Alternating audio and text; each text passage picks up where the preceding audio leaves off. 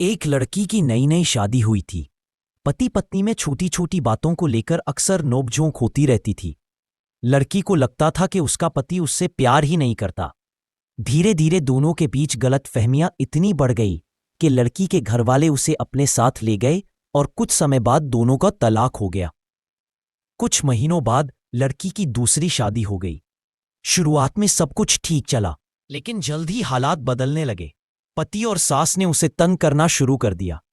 सास उसकी हर छोटी छोटी गलती पर उसे बुरा भला कहती, हर बात का ताना मारती और ससुर के पास जाकर बहू की झूठी शिकायतें लगाती। जब बेटा घर लौटता तो वह उसे भी उसकी पत्नी के खिलाफ भड़काती।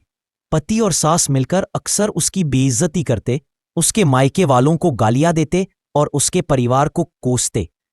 अगर कभी लड़की अपनी सास से ऊंची आवाज में बात कर देती तो उसका पति उसे मारता पीटता और कहता, मेरे माँ बाप की इज्जत करना सीखो। धीरे धीरे वह लड़की इस माहौल से टूटने लगी। एक दिन तंग आकर उसने घर छोड़ दिया और रोती हुई अपने मायके चली आई। उसकी आंखों में आंसू थे और दिल में पछतावा। उसे अपना पहला पति याद आता। उसे एहसास हुआ कि काश उसने उसे समझा होता तो जिंदगी कुछ और ही होती।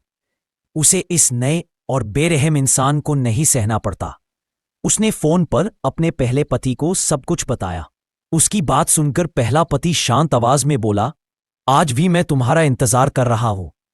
इतना कहकर फोन कट हो गया और लड़की की आंखों से आंसू बहते रहे, जैसे उसकी टूटी हुई जिंदगी की कहानी उन्हीं आंसुओं में घुल गई।